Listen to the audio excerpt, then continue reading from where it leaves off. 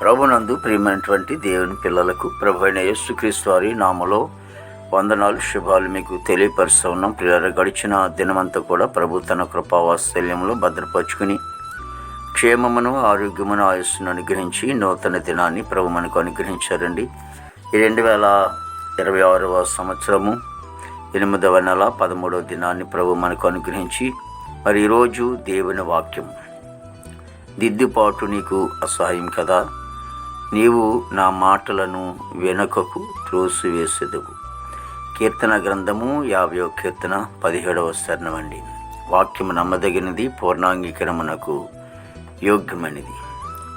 ఒక వ్యక్తిని సరైన మార్గంలో, ఒక వ్యక్తిని సరైన రీతిలో మరి నడవమని చెప్తుంటున్నప్పుడు, లేక నువ్వు చేస్తున్నటువంటి పని అది మంచిది కాదు అని బోధిస్తూ ఉంటున్నప్పుడు, అది దిద్దుకోమని చెప్తూ ఉంటున్నప్పుడు కొందరికి చాలా అసహ్యం. అసహ్యం అంటే ఏంటి? మంచిగా చెప్తున్నప్పుడు నేను ఎందుకు నీ మాట వినాలి, నీ మాట వినాల్సిన పని ఉంది, నాకు నా ఇష్టం నేను చేసుకుంటాను అన్నట్లుగా కొంతమంది ఉంటారు. అందుకే దిద్దుబాటు నీకు అసహ్యమైతే అది అంటూ ఉంటాడు, నీవు నా మాటలను వెనకకు త్రోసివేస్తావు. అంటే పట్టించుకోలేని పరిస్థితి ఉంటుంది. నీ మాట నాకు నువ్వు చెప్పవలసిన పనే ఉంది, నాకు నీ మాట నేను వినవలసిన పనే ఉంది, కాబట్టి నా ఇష్టానుసారి నేను బ్రతుకుతాను, నా ఇష్టానుసారి నేను నడుస్తాను, నా ఇష్టానుసారి నేను ప్రవర్తిస్తూ ఉంటాను అని అక్కడ మాట్లాడుకున్నటువంటి సందర్భం మనకు కనిపిస్తూ ఉంది. కానీ దిద్దుకోవటం ద్వారా ఎంతో ఆశీర్వాదం. ఎందుకంటే నీతిమంతులు గర్దించుట దేవుని తైలాభిషేకం అని దేవుని వాక్యం కూడా చదివిస్తోంది. కొన్ని సందర్భంలో దేవుని వాక్యం ద్వారా మరి దేవుడు సేవకుల ద్వారా దేవుడు మనతో మాట్లాడుతూ ఉంటాడు.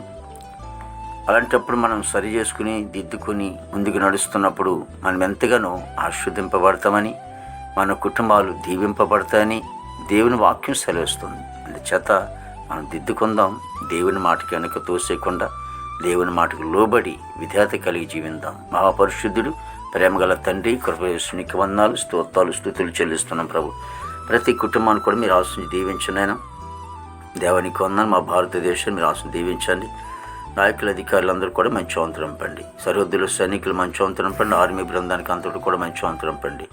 దేవానికి స్తోత్రాల ప్రభా. మరి యవన బిడ్డలందరిని బట్టి నీ సొంత ప్రార్థిస్తున్నాను. తన యువకులు ఎంతో చెడివాసానికి ప్రభా అలవాటైపోయి నశించిపోతున్నాను ప్రభా. చెడివాసాలను దూరపరిచి ప్రభా నీతి మార్గంలో నడిపించాను. ఉద్యోగస్తులందరూ కూడా మంచి వంతరం పండి, వారు చేసుకునే ఉద్యోగులు మీ హస్తం తోడుగా ఉంచాను. రాకపోకలు మీ సహాయం తెచ్చింది. చదువుకునే బిడ్డలకు కూడా మంచి జ్ఞానం ఇచ్చి నడిపించండి.